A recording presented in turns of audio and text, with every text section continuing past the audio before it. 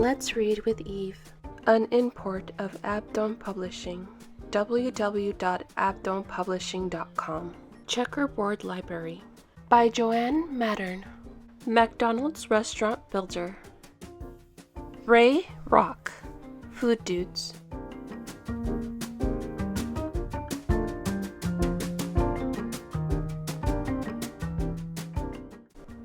A born salesman. Millions of people around the world enjoy eating hamburgers and fries at McDonald's. In fact, you are probably one of them. This restaurant chain started as a simple idea, but Ray Krock grew it into a huge, successful business. Today, McDonald's is a fast food giant. Raymond Albert Krock was born in Oak Park, Illinois, on October 5, 1902. His parents were Louis and Rose Krock. Louis worked for a communications company called Western Union. Rose was a housemaker and a piano teacher. The Krocks did not have a lot of money, but Ray had a happy childhood. He grew up with a younger brother and sister. They were Robert and Lorraine. Ray enjoyed playing with them. He also enjoyed playing basketball with other neighborhood children. Ray was close to his parents. He loved watching basketball with his father. Rose began giving Ray piano lessons when he was 6. He enjoyed music and became a very good musician. From the time he was a young boy, Ray was good at selling things. He ran a lemonade stand in front of his house. Later, Ray worked in a grocery store and a soda fountain. He and his friends even started their own music store. This early work set Ray on the path to becoming a successful businessman. Growing up in Oak Park, Ray attended Abraham Lincoln Elementary School. Later, he attended Oak Park River Forest High School. Ray liked debate, but he was not very interested in schoolwork. Then in 1917, the United States entered World War I. Though he was just 15, Ray wanted to help the war effort. So he lied about his age to join the American Red Cross. Ray even went to Connecticut, where he trained to be an ambulance driver. He hoped to travel to Europe and help soldiers who had been hurt in battle. However, the war ended before Ray could go overseas. After the war, Ray returned to school, but he left after just a few months. Then Ray got a job selling ribbons. At night, he played piano with a jazz group. Ray soon took a job playing in a band at a dance hall. It was near Paw Paw Lake, Michigan. In 1999, Ray met a woman named Ethel Fleming. Ethel's parents owned a hotel in Paw Paw Lake. Ray and Ethel had fun together, and they soon fell in love. They married in 1922 and moved to Chicago, Illinois. In October 1920, the couple welcomed a daughter they named Marilyn. Moving around, Krock needed steady work to support his new family. So just before his marriage, Krock took a job with Lily Tulip Company. He sold paper cups to restaurants and soda fountains.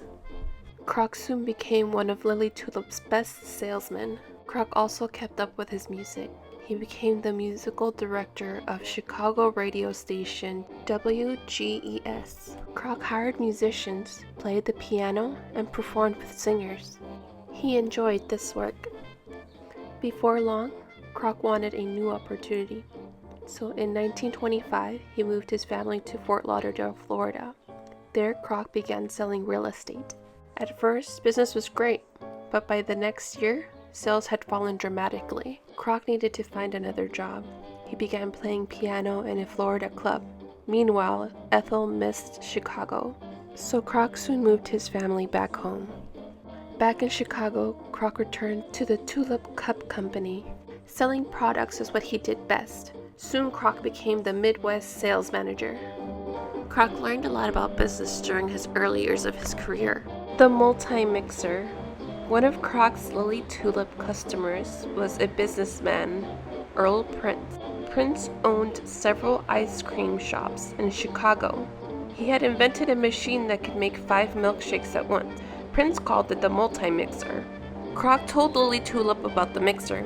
He thought the company should sell it. but to his surprise, Lily Tulip was not interested. In 1939, Krock made a big decision. He knew the multi-mixer was a good product, and he had always wanted his own company. So Krock quit his job at Lily Tulip and started a multi-mixer company. He began selling mixers at ice cream shops and other restaurants. Krock was a clever salesman. He even invented a new drink for his customers to make with the machine. By the late 1940s, Krock was very successful. He sold more than 9,000 multi-mixers a year in cities around the country. The multi-mixer led Krock toward his opportunity with McDonald's. Meeting the McDonald's. During the 1950s, times were changing. More people were moving out of cities and into suburbs. They no longer walked down the street to small ice cream stands. Instead, they drove several miles to large chain restaurants. As ice cream stands went out of business, Krock began losing customers. Yet one customer was giving Krock a lot of business. A small restaurant called McDonald's in San Bernardino, California, used 8 multi-mixers. The restaurant was owned by 2 brothers, Morris and Richard McDonald. Krock was curious about why the restaurant needed so many machines. So in 1954, Krock went to California to visit the brothers.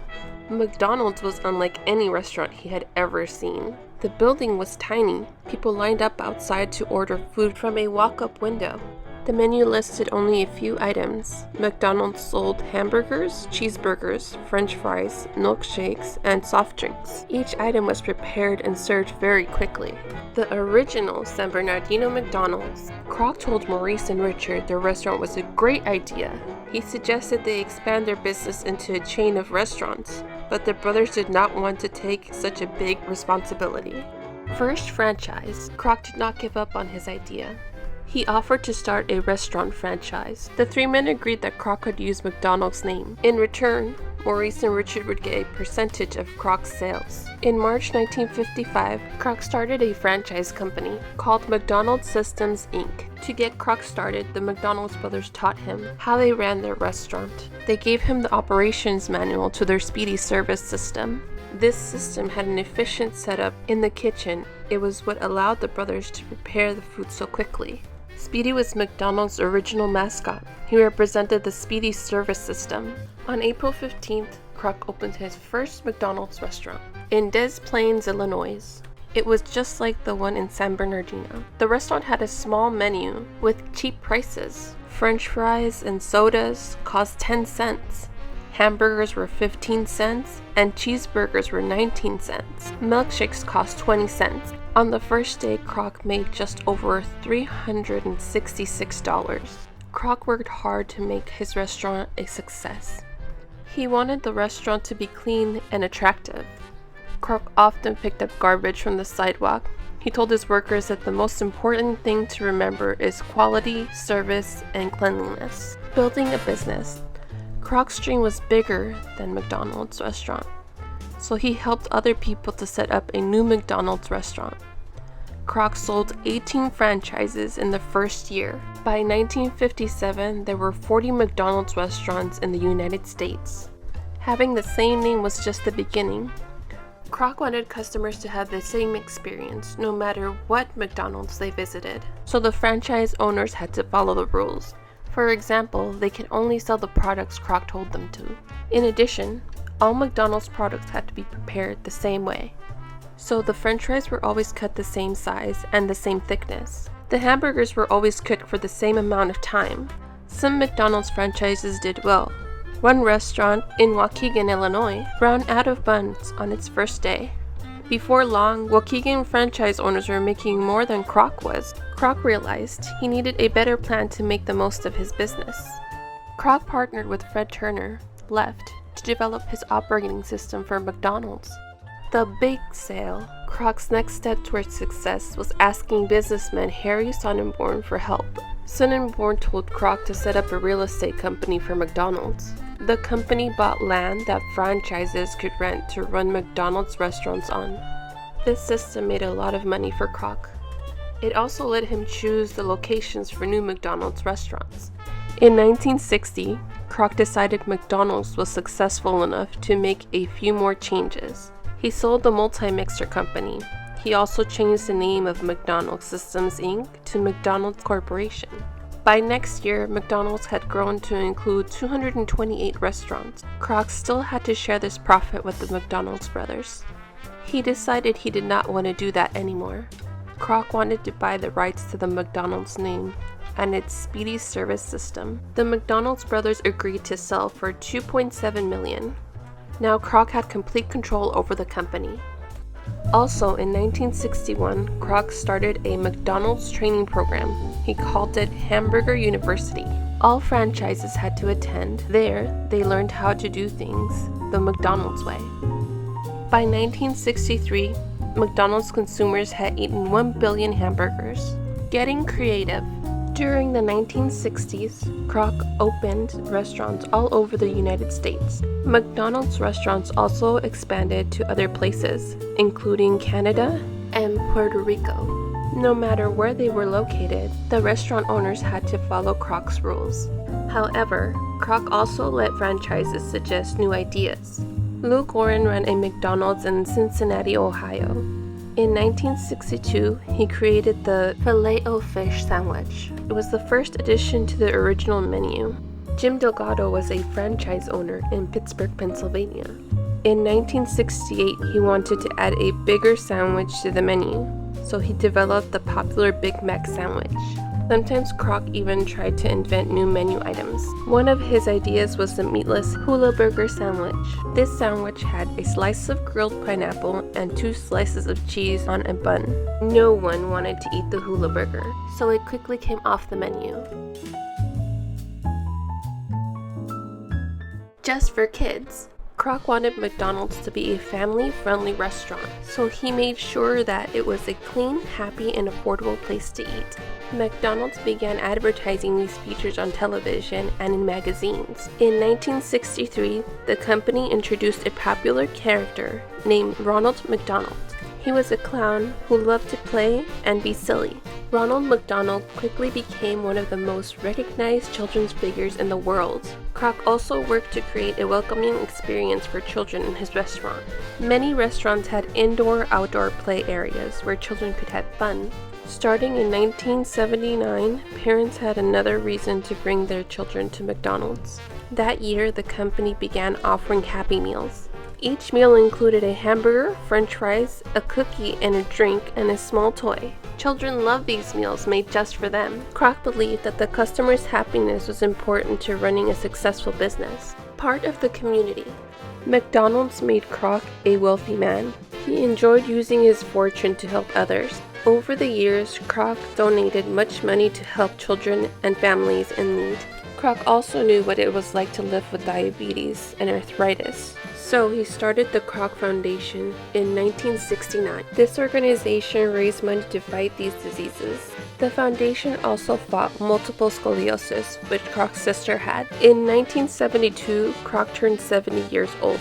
For his birthday, he decided to give $7.5 million to charity. Some of the money went to the Krock Foundation. Krock also encouraged his franchises to help others. In 1974, several McDonald's workers opened a special house in Philadelphia, Pennsylvania.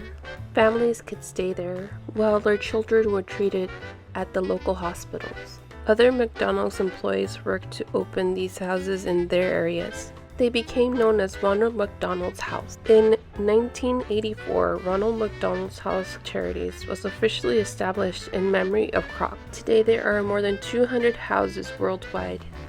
Visits from Ronald McDonald help cheer up the sick children staying in the hospital. Beyond the Arches. Krock retired from McDonald's Corporation in 1973. However, he stayed active on the board of directors, and he spent his time with his family. Krock divorced Ethel in 1961. The next year, he married Jane Dobbins Green. Then in 1968, Krock married Joan Smith. He became a stepfather to her teenage daughter, Linda. In 1974, Krock bought the San Diego Padres baseball team. Whether the team won or lost, Krock enjoyed attending games in his free time. Several years later, Krock suffered a stroke. After this, his health continued to fail. On January 14, 1984, Ray Krock died in San Diego, California. McDonald's has changed a great deal since Krock opened his first franchise in 1955. Today, the company is one of the greatest business success stories in the world. There are about 33,000 McDonald's restaurants in 118 countries. Ray Kroc did not invent the hamburger or the fast food restaurant. However, he made fast food consistent, convenient, and fun for millions of people around the world. His simple idea forever changed the way people eat. Kroc's determination helped him find success.